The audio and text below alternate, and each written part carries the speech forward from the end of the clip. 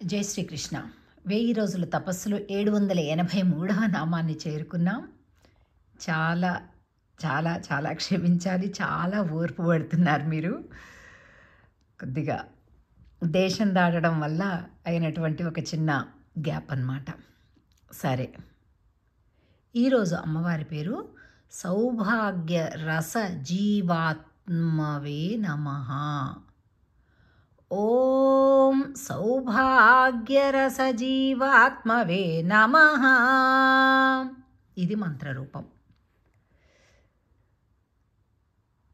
అమ్మవారు సకల కోటి జీవులకు కూడా సౌభాగ్యాన్ని ఇచ్చేటటువంటి తల్లి. అంటే ఎట్లా అయితే ఒక రసం చాలా సులభంగా ప్రవహిస్తుందో అదే ప్రకారంగా అమ్మవారు తన అనుగ్రహాన్ని, సౌభాగ్యాన్ని ఇవ్వడం అనేటటువంటిది అంత సులభంగా మనకు అనుగ్రహిస్తుంది అని అర్థం అన్నమాట. భాగ్యము, సౌభాగ్యము అంటారు. భాగ్యం అంటే ఏంటి? అదృష్టం. సౌభాగ్యం అంటే ఏంటి? సిరి సంపదలు, ఆయురారోగ్యాలు, ఆనందాలు, సంతానాలు ఇవన్నీ కలిగి ఉన్నటువంటి ఒక భర్తని, వాటన్నింటిని అందించేటటువంటి భర్తని కలిగి ఉండడం అన్నమాట. అది సౌభాగ్యం. అంటే కదా, భాగ్యము వేరు, సౌభాగ్యం వేరు. భాగ్యం అంటే కనిపించే అన్ని సంపదలు, సౌభాగ్యం అంటే వాటిని అందించేటటువంటి భర్తని కలిగి ఉండడం అన్నమాట. సో అలాంటి ఒక ఆ సౌభాగ్యాన్ని తాను కలిగి ఉండి మనందరికీ కూడా అలా కలిగించేటటువంటి తల్లి అని అర్థం అన్నమాట ఈ నామానికి.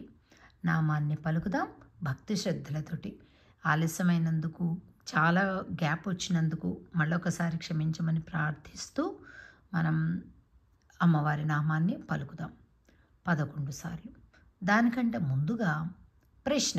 ఈరోజు ప్రశ్న ఏంటంటే, సంపదలను సూచించేటటువంటి శబ్దాలు ఏమేమి ఉన్నాయి? ఐశ్వర్యము, సౌభాగ్యము, అలా ఇంకా ఏమేమి ఉన్నాయి అవన్నీ మనం జ్ఞాపకం తెచ్చుకుంటూ తెలియజేసుకుందాం. ఓం సౌభాగ్యరసజీవాత్మవే నమః.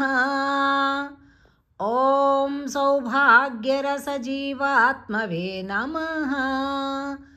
ఓం సౌభాగ్యరసజీవాత్మవే నమః.